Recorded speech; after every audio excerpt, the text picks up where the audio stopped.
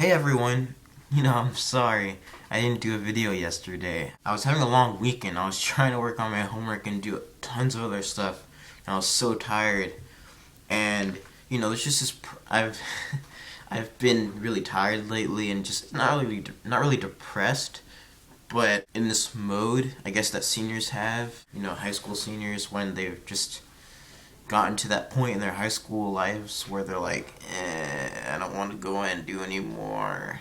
So anyway, my apologies. I actually have two different songs because I want to make up for yesterday. It was interesting, really. I mean, these two, they're kind of depressing sounding, and the way that they work.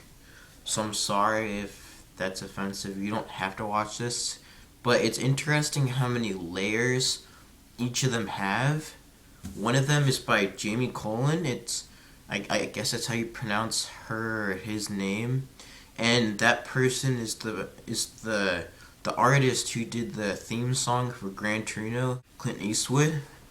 And I thought it was really interesting because as I watched the movie, I learned a lot. And I don't know if you've seen it. I'll try not to give away any spoilers. So yeah, so don't expect any spoilers. But well, maybe there will be a little spoiler or two. In that movie, Clint Eastwood, he's a lonely old man. His wife has just died, and he's living in his house alone, except with his dog.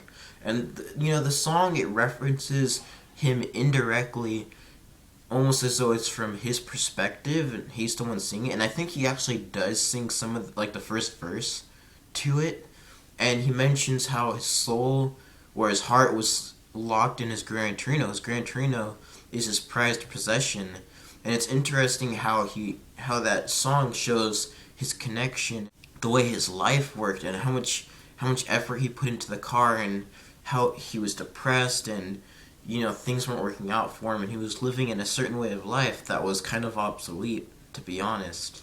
And I just think that song in particular has so many different layers when you think about it. Well, it's kind of hard to describe. I thought I'd be able to just talk more about it, but you really do have to see the movie to understand. I guess you can say that he's an older man living in the present day, yet in his mind he still thinks he's living, I guess, or during the 70s, during Vietnam. He has his car, the Gran Torino, and he's living in that life, so to speak. And so that influences, his surroundings, obviously, and the other surroundings actually influence him as a change of events happen, and you'll see if you've seen the movie, you'll know, etc. But anyway, that was just a quick, thought about that. I'm sorry I didn't get really into detail. I do want to let you know, like I said, there are a lot of layers to the song, so I encourage you to watch the movie if you haven't already. Watch it again if you don't remember everything. Then listen to the song thoroughly. You can look at the lyrics and you can see how well everything matches, and it'll get you thinking, and it's really good. So next I have a song by Rise Against. It's called Help Is On The Way. And if you don't know about Rise Against, it's a rock band. I'm hesitant to say borderline screamo, except it's good enough and they stay within the rock category, I guess you could say. And that's why I like them. I don't like when they're screaming as much, but it's not like hardcore screamo, so don't get the wrong idea here. By the way, I won't be able to put this into the video because it's actually an unreleased track, so I could really get in trouble for that. Yeah. Anyway, the reason why I'm saying that this has like tons of layers is because it's well, if you don't know Rise Against, they're kind of against the government in a way. They tend to have very interesting views on world, national topics.